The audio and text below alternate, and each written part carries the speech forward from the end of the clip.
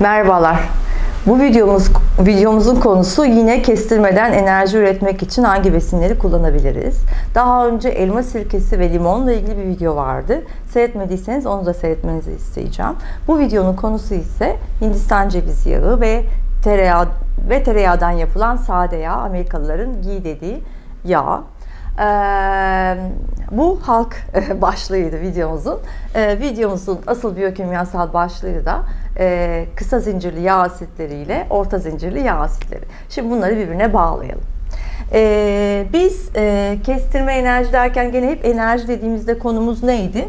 Enerji eşittir ATP olduğuna göre varmak istediğimiz yer bizim ATP, enerjimiz o. Okey. ATP'ye giden yolda daha sorunsuz neleri kullanabiliriz besin olarak daha yüksek enerji için. Şimdi bu videonun konusu vücudun yağlardan elde ettiği enerji konusu. Çünkü Hindistan cevizi yağı da yağ, işte tereyağından elde edilen sade yağ da tereyağı da yağ. Değil mi? Yağlarla ilgili. Yağların da bazıları daha hızlı enerji olurken bazıları daha yavaş enerji oluyor. Bu ikisi daha hızlı enerji oluyor. Neden bu ikisi diğerlerine göre daha hızlı enerji oluyor? Öncelikle normalde yağın yakılarak ATP'ye dönüşmesini bir hatırlamamız lazım kabaca. Biz buna beta oksidasyon diyoruz. Beta oksidasyonda şimdi şurası hücremiz olsun. Değil mi?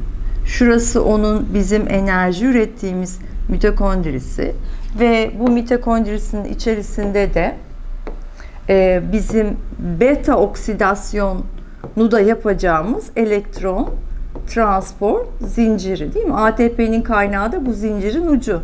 Yapacak bir şey yok. Her zaman buradan çıkıyor. Tamam. Şimdi glikoz da bu yolları yürüyor ama biz şimdi şeyi konuşuyoruz. Yağları konuşuyoruz. X bir yağ buraya geldi. Tamam mı?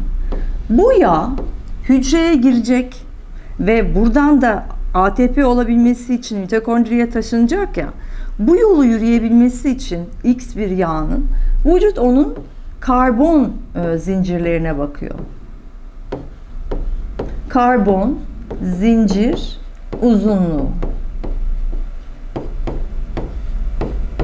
Okay. Karbon zincir uzunluğu herhangi bir yağın, sağlıklı sağlıksız diye konuşmuyorum, hepsini sağlıklı varsayalım.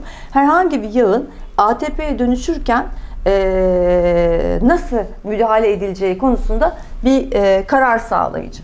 Şimdi bazı yağların karbon zincirleri diğerlerinden daha düşük. Normalde yağlar genelde 20 C ile gösterelim. Karbon ve üstü oluyor. Biz bunlara eğer yağlar 20 karbon ve üstüyse uzun zincirli yağlar diyoruz. 20 tane ayrı ayrı yani 20 karbon bağıyla yağ devam ediyor. Upuzun bir zincir. 20'nin üstü uzun oluyor.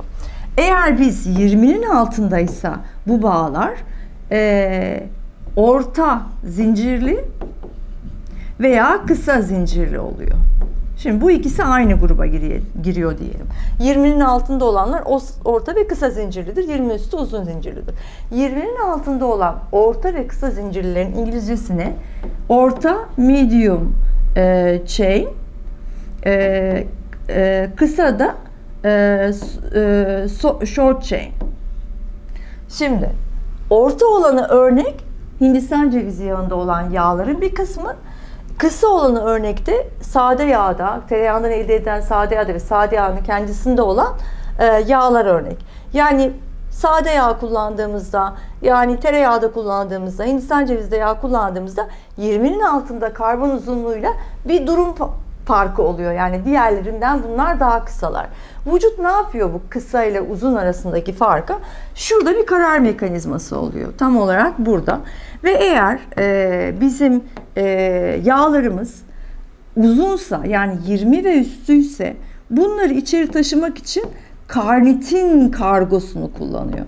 Karnitini şöyle kamyon gibi yapalım biz onu, tekerlekleri olsun. Bu yağları karnitine bindirerek ATP'ye götürmek zorunda.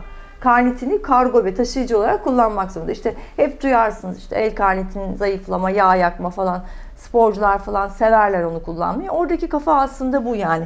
20 karbondan uzun yağları yakmak için biz bunu kullanıyoruz. Hatta vücut yağı da 20 karbon ve üstü. Bizim kalçamızdaki yağlar da 20 karbon ve üstü. İç yağ gibi düşünün. Hayvanın iç yağı gibi düşünün. Onlar da uzun zincirli depo yağları. Dolayısıyla bizim zayıflarken de bunları içeriye sokmak için bunu yapmamız lazım. O da ayrı. Fakat normalde de yemekte kullandığımız yağlar bu iki yağ dışındaysa onları taşımak için böyle bir taşıyıcıya ihtiyacımız var. Aradaki farkı bu oluşturuyor. Peki diğerleri kullanılmıyor mu? Hayır. Diğerleri kullanılırken şeye gerek olmuyor, taşıyıcıya. Bu 20 karbonludan daha azları direkt buraya gidebiliyor ve bu yolu yürüyerek buradaki ATP'ye ulaşabiliyor. Şimdi yağlardan karbonhidratlara göre çok daha yüksek enerji ürettiğimizi biliyoruz.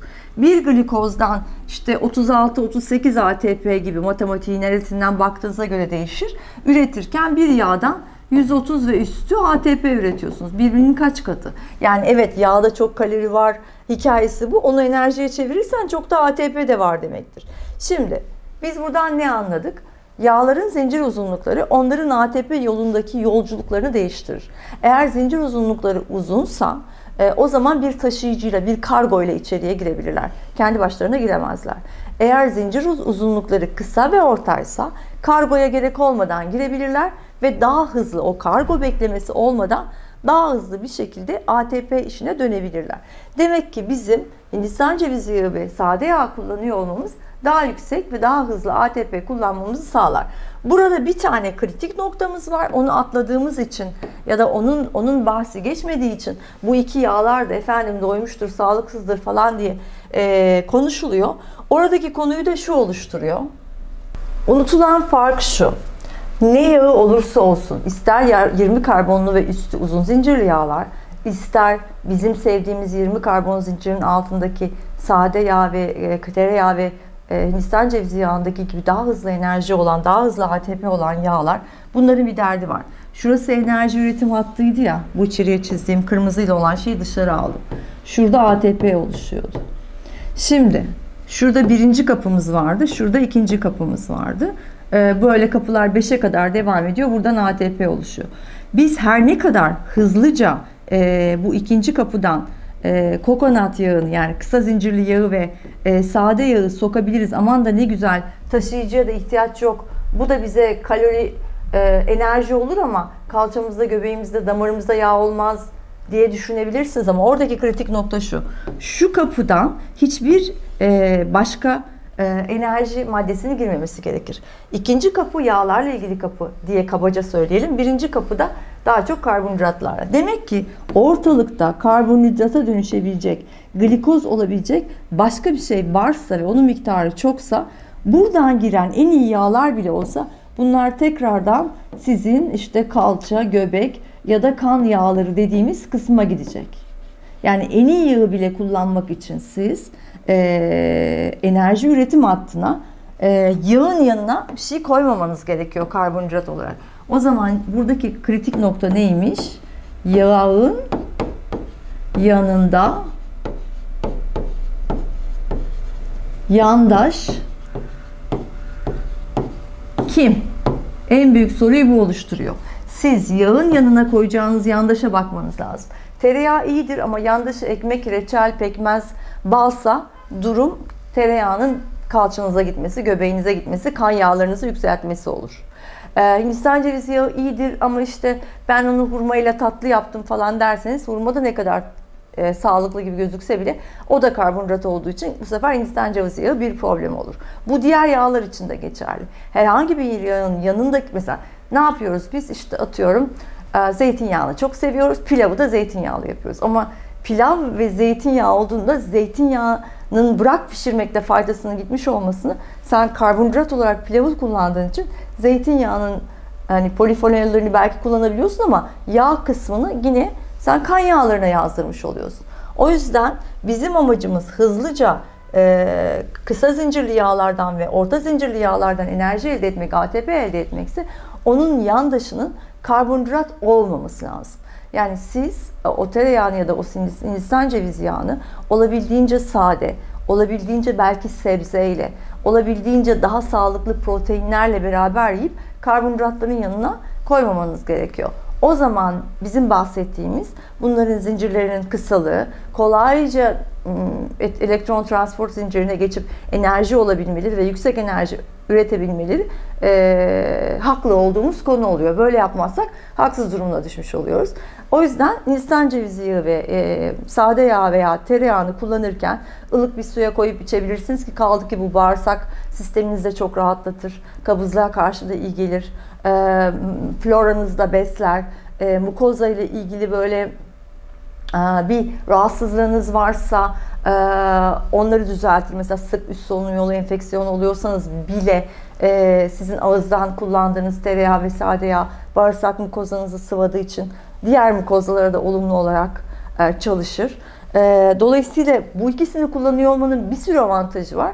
Ama buradaki konu ılık su, mesela örnek ılık suya konulmuş veya bir organik kahveye konulmuş Hindistan cevizi yağı veya sade yağın kullanıldığı anda yanında kurabiyesi, pastası, keki vesairesi yoksa o enerjinin hem bağırsak hattında hem beyninizde hem vücudunuzda yüksek performanslı bir yakıt olarak çalışması, hem zihninizi açması, hem yorgunluğunuzu alması, hem de verdiği kaloriye göre daha yüksek enerji vermesi anlamındadır. Yani %100 enerjiye dönüşüyor gibi düşünmemiz lazım. Ama işte o kahvenin yanına bir kurabiye koymak, kuru yemiş sağlıklı deyip gene de onun yanında karbonhidrat içerdiği halde onları yemek bu döngüyü değiştiriyor. O yüzden bu yağların mucizeliği ancak yandaşları olmadığı zaman oluyor. Onu da belirtmek istedim. Fakat artı özelliklerini karbon zincir özelliklerinden kazanıyorlar.